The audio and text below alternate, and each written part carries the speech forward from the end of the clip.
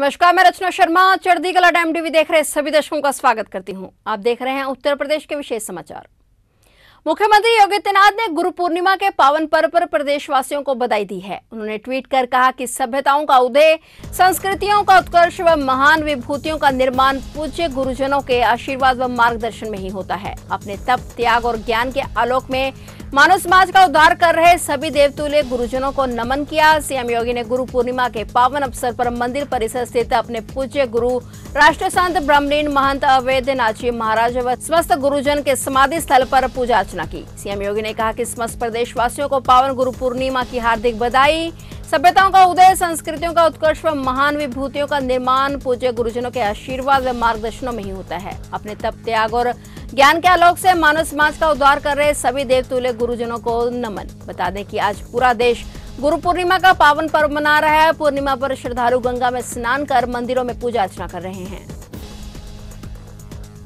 उत्तर प्रदेश में योगी सरकार द्वारा अपराधियों, माफियाओं के खिलाफ चलाए जा रहे बुलडोजर पर रोक लगाने की मांग से सुप्रीम कोर्ट ने इनकार कर दिया है। उच्चतम न्यायालय ने कई राज्यों में जारी तोड़फोड़ अभियान के खिलाफ अंतरिम निर्देश देने से बुधवार को इनकार करते हुए कहा कि वे अधिकारियों को कार्रवाई करने से रोकने के लिए सर्वव्यापी आदेश पारित नहीं कर सकता। न्यायमूर्ति BR गवई और न्यायमूर्ति PS नरसिम्हा की एक पीठ ने सभी पक्षों से मामले से जुड़ी दलीलों को पूरा करने को कहा और फिर तोड़फोड़ के खिलाफ जमीयत उलेमा-ए हिंद की ओर से दायर याचिका को 10 अगस्त के लिए सूचीबद्ध कर दिया। कोरोना की वजह से 2 साल तक बंद रही कांवड़ यात्रा कल यानी 14 जुलाई से शुरू हो रही है, जो 26 जुलाई तक चलेगी। चूंकि यह यात्रा गौमुख, ऋषिकेश व हरिद्वार से शुरू होगी, जो मेरठ और गाजियाबाद 2 दिन बाद पहुंचेगी। कांवड़ यात्रा को ध्यान में रखते हुए 17 जुलाई से डायवर्जन शुरू हो जाएगा, जो कांवड़ यात्रा संपन्न होने तक चलता रहेगा। गाजियाबाद के SP ट्रैफिक ने बताया कि आज रात में कांवड़ यात्रा का रूट फाइनल हो जाएगा, जिसके बाद उन रास्तों पर डायवर्जन शुरू हो जाएगा। यह डायवर्जन 17 जुलाई से शुरू हो जाएगा, क्योंकि राजस्थान के कांवड़े सबसे पहले निकलने शुरू होते हैं। उन्हें काफी लंबा सफर तय करना होता है। ब्रजघाट से कांवड़ लेकर हापुड़, मेरठ, बागपत, बुलंदशहर की तरफ जाने वाले कांवड़िए ब्रजघाट से NH9 के दाईं ओर से जाएंगे। बाई लाइन पर आने वाले हल्के व आवश्यक वाहन ही चलेंगे।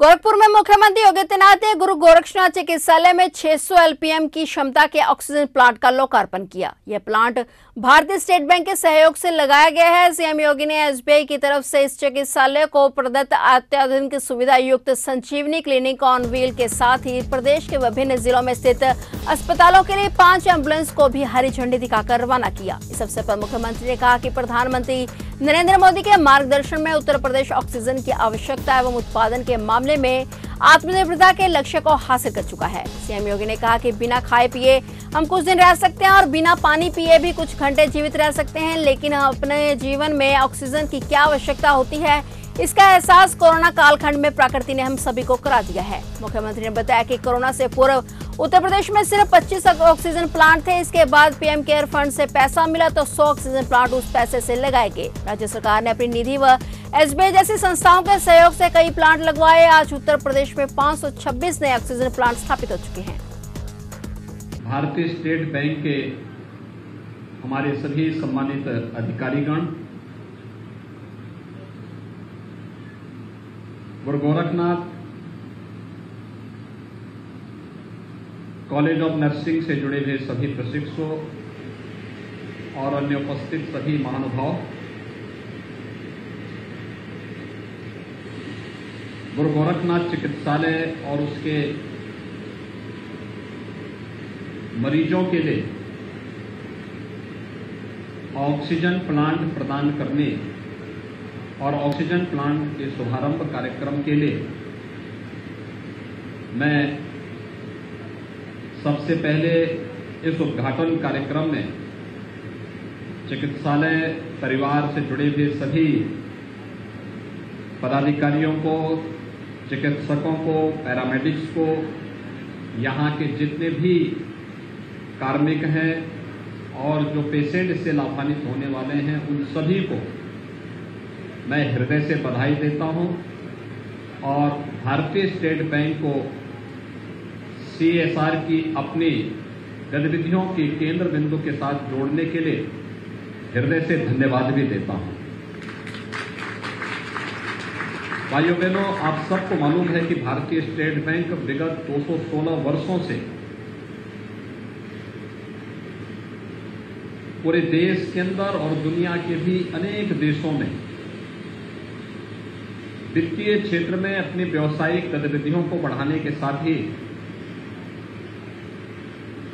अपनी सामाजिक प्रतिबद्धताओं के लिए भी विख्यात रहा है। निरंतर अपनी सामाजिक गतिविधियों के माध्यम से व्यवसाय का लाभ, व्यवसाय कमाना ही केवल उद्देश्य नहीं बल्कि हमारी कुछ सामाजिक प्रतिबद्धताएं भी हैं, और उन सामाजिक प्रतिबद्धताओं के तहत ही न केवल शिक्षा के क्षेत्र में, स्वास्थ्य की अत्याधुनिक सुविधाओं को उपलब्ध करवाने के क्षेत्र में,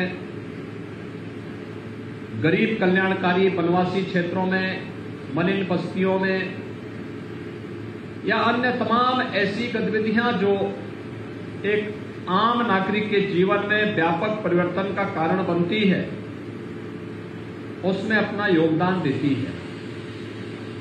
ताजनगरी आगरा में बदमाशों के बुलंद हौसलों की मिसाल उस वक्त देखने को मिली जब कोर्ट परिसर से पुलिस की अभिरक्षा से पेशी के लिए जा रहे गैंगस्टर को 4 हमलावर छुड़ा ले गए। मिल रही जानकारी के मुताबिक 4 बदमाशों ने पुलिस पर हमला कर पेशी के लिए आए गैंगस्टर विनय श्रोतिया को अपने साथ ले गए। इस हमले में एक सिपाही भी घायल हो गया और इस दुस्साहसिक हमले के बाद पुलिस महकमे में हड़कंप मच गया। अभी तक जो जानकारी मिली है उसके मुताबिक हमला करने वाले बदमाश फिरोजाबाद जिले के हैं। सूत्रों के हवाले से मिल रही खबर के मुताबिक पुलिस की कई टीमें फिरोजाबाद के लिए रवाना की गई। गौरतलब है कि आरोपी विनय के खिलाफ बरहन थाना में गैंगस्टर के तहत कार्रवाई हुई थी और इसी मामले में उसे पेशी के लिए आज पुलिस कोर्ट पहुंचाना था, जहां पर बदमाशों ने हमला कर उसे अपने साथ ले गए। फिलहाल उत्तर प्रदेश के विशेष समाचारों में इतना ही, और नए समाचारों के साथ फिर से हाजिर होंगे। तब तक के लिए देखते रहिए चढ़ती कला टाइम टीवी।